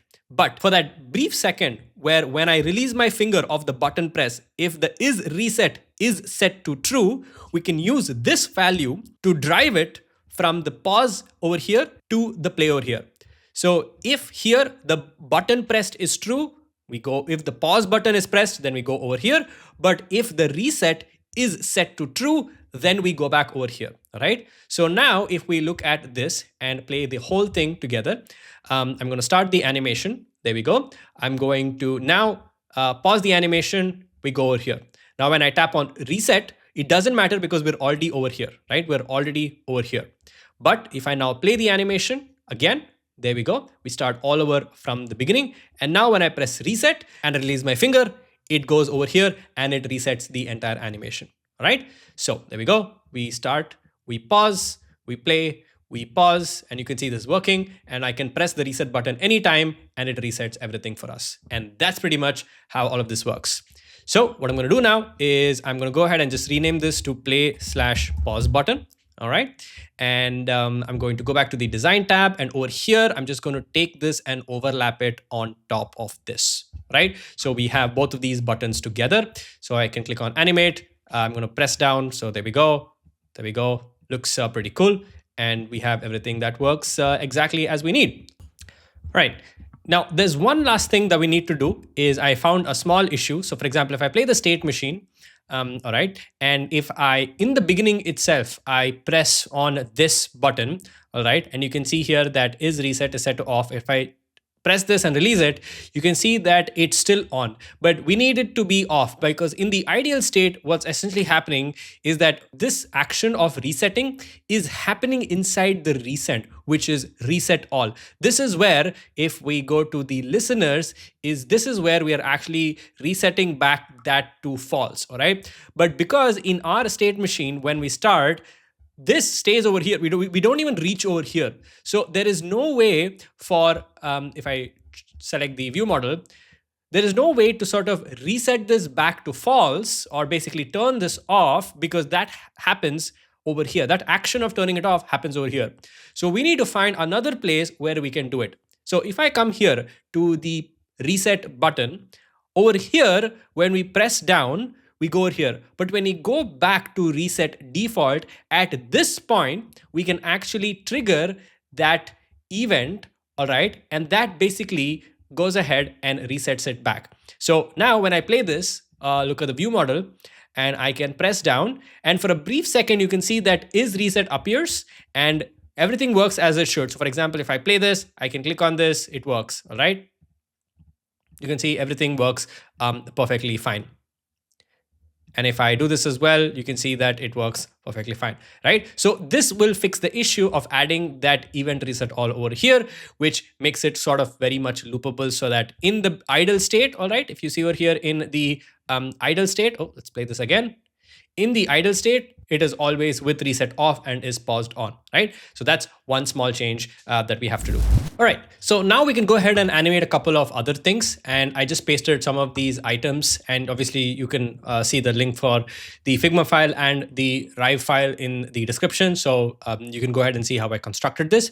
But one more thing that I noticed over here is that while this works, you can see that the play button and pause button, both of them pretty much animate together. And that's essentially because they're actually one on top of the other. So what we need to do is, in order to prevent this, that even though the opacity is 0, they still exist. So what we essentially need to do here is that if I pause this off, what I can do here is in the play default, all right, we can come back to each of these items, and the buttons, we can not only just set the opacity of that to 0, we can also set the scale of that to 0 as well, right? So that way they're like totally disappeared, to be honest, right? So set this to 100 and 100. And in the pressed state, the pause button is also 0 to 0, right? And the play button is 100 and 100, right? And in the pause state, the play button is 0 by 0, and the pause button is 100 by 100. And in this case, 100 by 100, all right? And the this one is set to 0 by 0. That way, we will not have that issue. So if we were to just quickly check, all right, I'm going to press down, and in the view model, I'm going to press down. Now you can see only the play button appears, and then the animation runs over here, right? Typically what we need. And pause this, release, we come back over here, play over here, right? So we're just switching between the scales of the animation. All right. So now the first thing that we want to do is we want to data bind these numbers. So this is essentially the minutes, and this is essentially the seconds. So I have seconds and I have minutes over here. So what I will do here is I'm going to click down, and because I had actually just copied some of the layers from my final project file, you can see that it's partially data bound, but things are broken. But if it's not yellow, don't worry about that. We're going to fix this, right? What you want to do is you want to click on this thing called as run, right? And I'm just going to go ahead and call this run. And in these seconds, in this area, you want to right click, you want to say update data bind, and then in the property, all right, what I will do here is I will select the property, and we want it to mimic or basically copy the data from variable second. Right now, we don't want to have to click anything over here because we're taking the information from the source and adding it over here. This is from target to source, but we are doing from the source. We are taking that information, which is variable.second from the source, and then we are data binding it to this. Right now, when I click away, you can see that it's still yellow in color. Now, yellow essentially means that something's not working. Now, the problem we're facing here is that we are actually trying to take a number variable and update a text information, right? Because if I come here to data, we actually have something called as a string. Now, if we combine string and assign it to the text run, it is going to work. But the reason we didn't use a string is because we can't do mathematical calculations on a string. We need a number variable. So what we now need to do is we need to come here and add a converter, right? And that converter basically takes a number and transforms that into a string that we can use. So I'm going to come down over here, and somewhere over here, we should have the ability to convert to string, right? So in string, we have convert to string. So I'm going to come over down over here. Maybe we can move this back up. And here we're going to say convert underscore to string, right? So now this allows us to actually update this variable second from a number to a string. All right. And now it becomes green. So now if I go ahead and play this, you can see, and if I start the animation, you can see that it updates this, as you can see over here. All right. Now we also have this rounding issue, which we will obviously look at in a second. All right. Now, before we do that, let's also go ahead and do that for the minutes as well. All right. Now I'm going to select the run, right click, data bind, select the minutes value, and also apply the same converter. We want to take the number value and convert that to a string text and then assign it to the text run, right? And that basically just converts to string, right? Now, if I play this, this is what we have. Let's look at all the information. I'm going to play this, and you can see that as it updates over here, it updates over here as well, right? Now, this is one way to do it. Now, we don't want any of these decimal points, right? So how do we get rid of these decimal points? Now, in order to remove those decimal points, if you click on the converter to string, we have this option called as remove trailing zeros. We can just click on that and everything should work perfectly fine. So now if I go ahead and play this, so let's go to the state machine and play this and play the animation. Now you can see that it's perfectly fine and works exactly that we needed. All right. And if you want, I can pause it. And as we pause it, the number doesn't change. So it's going to be pretty much as it is. And when I start again, it's going to do that. Now you could add another piece of text and add milliseconds if you want. But if you don't want that, I'm choosing not to have it. It's going to run like this. All right. Super, super cool. All right. Now I'm going to stop the state machine. Now over here, I have this thing called as dots, right? And if I hide this, you can see that it hides this dots area. And what I basically have is this thing called as a dot ring, and you can see over here. Now what I've basically done is I've added what we call as a trim path. So I've just clicked on this and added a trim path. Now if I set this to start, set this to 100, all right, you can see we have this nice ring, all right? And one more thing that I've done is I've actually clipped it. So if I turn this off, you can see that I've created this sort of a ring over here with a stroke thickness of 20, and I've added a little bit of fun color over here. All right. And I've just added a trim path, which is what we're going to use to animate all of this, right? And I've also set this to round. So this is basically what we have. All right. So I'm going to start off by setting this to 0. All right. Or maybe we can set it to 10 so that you guys can see what's happening. And then I'm going to clip this, right? So to clip it, it's pretty straightforward. You can just click on this and then choose the element to clip it on, right? I'm going to say dot stop. So then it clips it to this that you see over here. So now when we come over here and we play this, you can see this is exactly what happens. All right. Now I'm going to set this to 10 for now so that you can see what's happening. Now, what we want to do here is we want to animate this over a period of 1 second. We don't need to data bind anything over here because this thing happens over 1 second. We want to go ahead and just animate the dots. Now to animate this dot ring, in this timeline where we have this animation happening, where it's basically counting from 0 to 100, which you can see over here. In this timeline itself, I want to animate this as well so that it becomes a little easier. So what I'm going to do here, I'm going to click on the dot ring, come down over here and set the start to 0. And then I'm going to go ahead and set this to 100. All right. And so now what you see over here is if I play the animation, you can see this is what we have. But the thing is, we also want it to sort of reset back to 0, right? So over here, we want to go ahead and by the end of it, we want it to be empty. So what we can do over here is in this dot ring, somewhere in the midpoint around 30 frames, what I will do is I will set the end of this to 0. And then I'm also coming to the end and setting this end to 100%. That way this goes away. And this is basic animation. So if you see over here, this is how it's going to look. All right. Perfect. If you want, we can go ahead and ease all of this out. If we want to make it nicer, so we can just select these 2 keyframes and then just add a little bit of ease. All right. And if I play this, this is how it's going to look. All right. So, and now if we play it with the entire state machine, this is how it's going to be. Now, as you can see over here, when we start the state machine, we already have this present at 10 because that was the default. So because I don't want it to be default, I'm going to set the default to 0. All right. And now I play the state machine. Let me click outside. Oops. Let me just click outside. Yeah. Start state machine. Click on the button over here. And again, I'm not sure why this is happening over here. I think, oh, that's because we didn't make that change. I'll set this back to 0. All right. Perfect.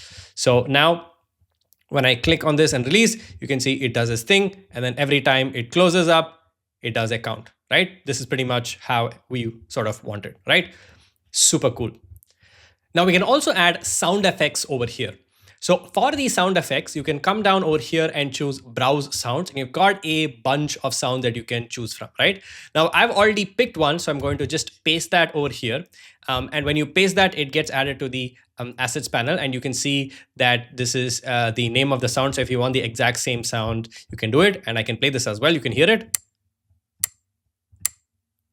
All right. And what we want to do is every time a second is added, all right, which means that every time 1 second gets added over here, we want to go ahead and trigger that sound. So all I have to do here is in this timeline where I am adding 1 second, I can just click and say play audio, right? So now if I play this, you can see this how it is. And with the entire state machine, let me play this. You can see that every time a second is added, we go ahead and play that sound, which is super nice. All right, amazing.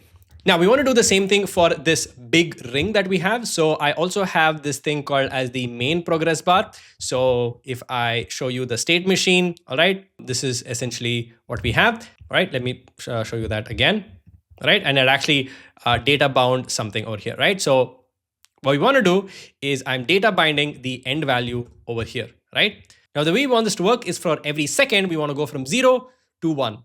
To 2, to 3, to 4, to 5, to 6, to whatever, right? And that way we will have an entire circle over here until it reaches 100%, right? Because the trim path can go from 0 to 100, but we are doing this over a span of 60 seconds. So if I were to explain what that means is trim paths goes from 0 to 100%, but that means that we are doing 1 second is equal to 0 seconds to 60 seconds, all right? Or actually, this is supposed to be 1 minute, right? So over 1 minute, we go from 0 seconds to 60 seconds, all right? And if we basically do the math over here, all right, 100 divided by 60 gives us 1.666%. Now, what this essentially means is that 1 second, every time a second happens, I want to increase that end percentage value from whatever it is, I want to add 1.67%. Now, why this is because if we come here and do the math, 100 divided by 60 gives us 1.666667, which is essentially 1.67. So every time we have 1 second, we need to increase it from 0 to and add 1.67. And then the next second, we add another 1.67. And then another one, we add another 1.67. So if I were to go ahead and say this, right? So if 1 second is equal to 1.67%, all right? And if I multiply this by 60, that gives us 100%. So by the time we finish one entire rotation, that would become 100%. So with that in mind, let's go ahead and animate this main progress bar, right? So what essentially happens is if I come here to our state machine, all right? So every time we have a second that happens where 1 second is added, we want at this point to go ahead and update the end percentage of that, right? So we want to start off by first creating a variable that is going to store the information. So we're going to go ahead and create a new variable, and this variable is going to be called variable underscore ring end value, right? So I'm going to move this down over here. And this one is going to determine what is the end percentage value. And so we want to start off by first taking this and data binding things over here, right? So I'm going to start off by going ahead and choosing unbind. And then I'm going to go ahead and choose a data bind. And then I'm going to go ahead and add the end ring value. So whatever value is over here is going to determine what is the value of the end percentage, right? And you can see that it automatically creates this thing called as normalize. And this is a converter. Now, normalize is a converter that automatically creates, which takes whole numbers and converts that to percentage. So in data, you can see it created this normalize. And I'm going to bring that down over here. And this just enables you to convert whole numbers into percentages. That's about it. All right. Perfect. So now that's data bound. So if we see over here, the main progress bar, this is successfully data bound. Now, right now, this is at 0%. But what we want to do is we want to increase it by 1.67. Now, we could do this with addition or we could do this with multiplication. Either of this works. I'm going to do with multiplication because it's a little simpler. So what that means is now if I go ahead and enter some things over here, maybe I just duplicate this over here for the time being. Oh, I just duplicate this. Actually, we don't need this. Okay, something happened over here. I'm going to delete this. Yeah, there we go. Okay, move this over to the side over here. And essentially what this means is at 0 seconds, we want the end value of the ring that we created to be 1.67 into 0, which essentially is 0. And when it hits 1 second, we want it to be 1.67 into 1. When it is 2 seconds, it is, oh, let's try that again. 2 seconds, it is 1.67 into 2. And this is typically how we want this to work. So we have this ring increment value, all right? And we want to multiply that with the seconds value, and that will determine what is the end of that. So for example, if we come over here and just do the math, so if I take 60 seconds, all right, is equal to, sort of basically we do 1.67 into 60, that gives us 100.2, which is almost, like 100. All right. So if we do 1.67, 667, whatever this is, it gives us essentially 100, right? So 1.67 should be fine. Or we could even do 1.667, right? And that gives us this value, right? So we want to basically take the increment value of 1.67 and multiply that with the seconds, and that will basically give us the end value, right? Perfect. So what I'm going to do here is let's go ahead and see how do we structure this step by step. So if I come here to the state machine, all right, over here. What we want to do is we want to create an event that tells us that we have to multiply this value of 1.67 with the seconds value, right? So I'm going to go ahead and create a new event, all right? And this event basically is going to say add increment, right? So when should we fire this event first of all right? We want to fire this event. Now we could fire this event either over here or either over here, right? But in this case, I'm going to fire the event when the animation starts over here, right? So I'm going to come over here and click on this and say report event. So now this add increment event is going to be activated. Now, what is this add increment event, all right? We need to go ahead and actually I already created one. So I'm just going to delete that. So we're going to create this one and link it to the add increment event. All right. This, we can go ahead and say add increment. What this basically does is it is supposed to take a value of 1.67 and multiply that with the seconds. And that seconds is essentially going to be the ring end number.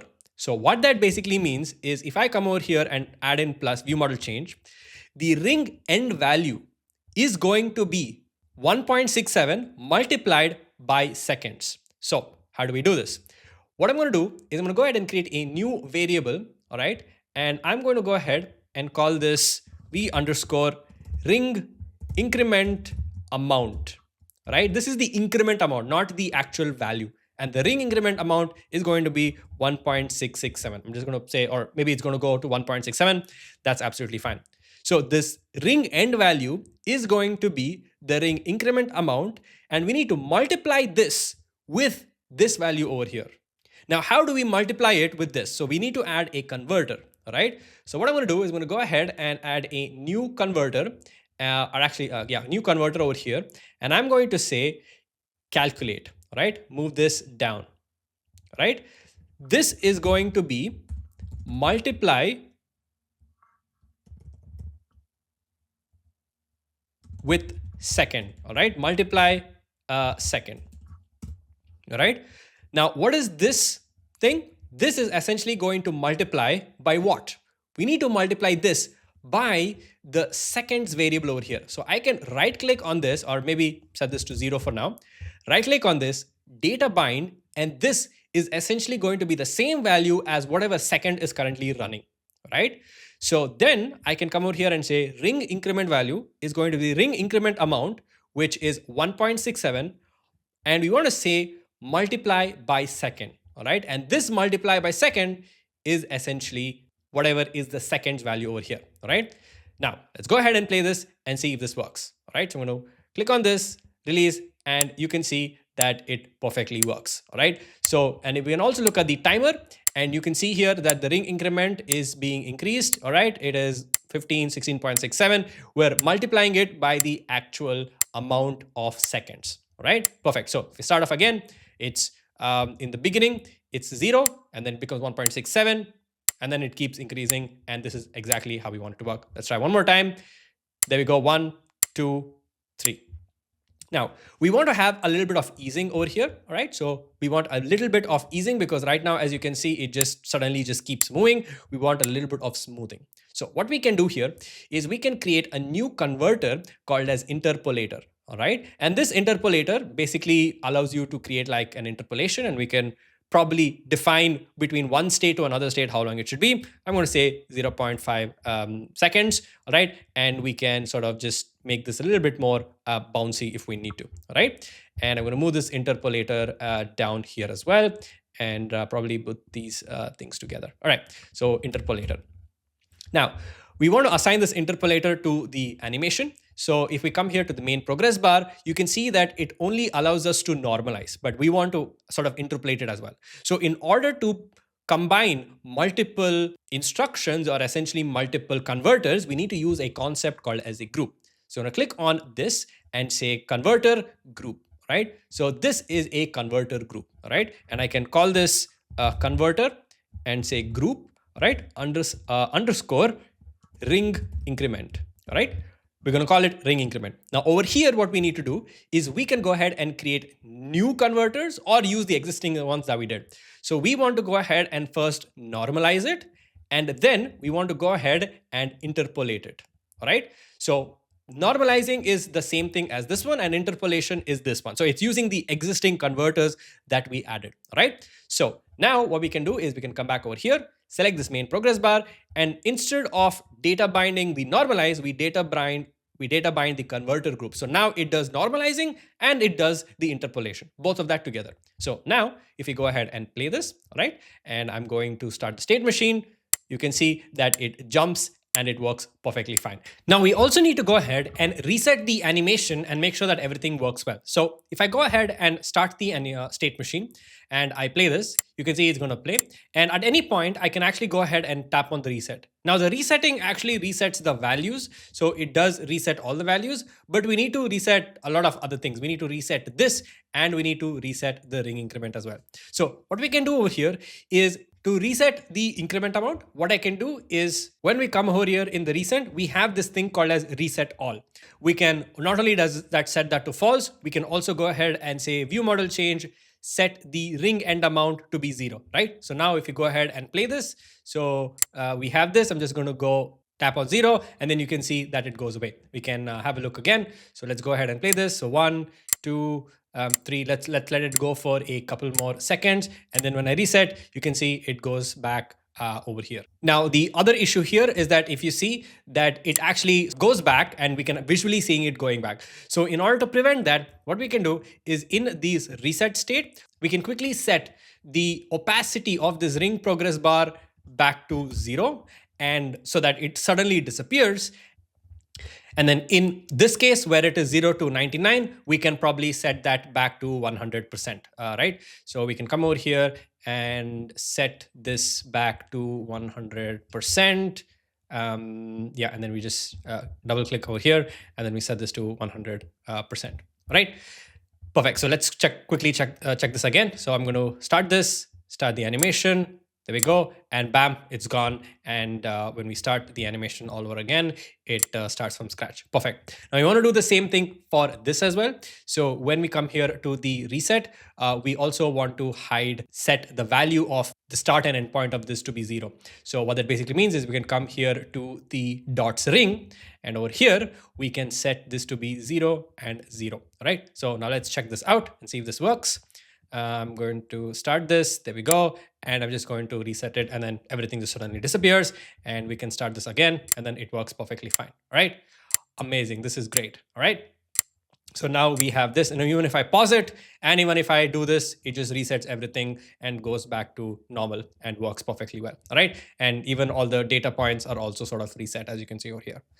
Fantastic. Now, one last thing that we want to do is making sure that when it hits 59 seconds and goes to 60 seconds, what essentially happens, right? So I'm going to play this for now, and I'm just going to sort of fast forward the video to until where we hit 59 seconds. All right, so we're hitting 59 seconds and there you go. And as you can see here, it suddenly does like this weird jump. And so in order to just fix that, we can just reduce the opacity and enable it again. So when it hits the 1 second mark, which is 1 minute mark is when we add a minute.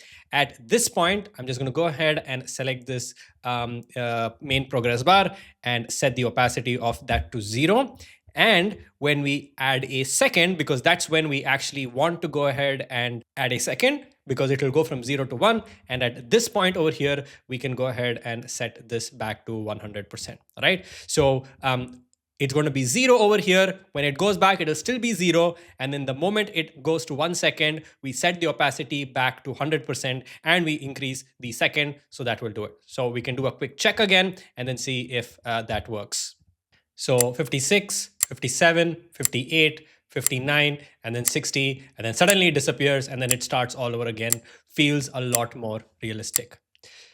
So that's about it for this super long, informative Rive video on data binding. So that's pretty much it for this video, guys. Thank you guys so much for watching. Hope you guys really enjoyed it. If you did, let me know in the comment section down below. Make sure to leave a like and subscribe to the channel for more amazing, awesome content.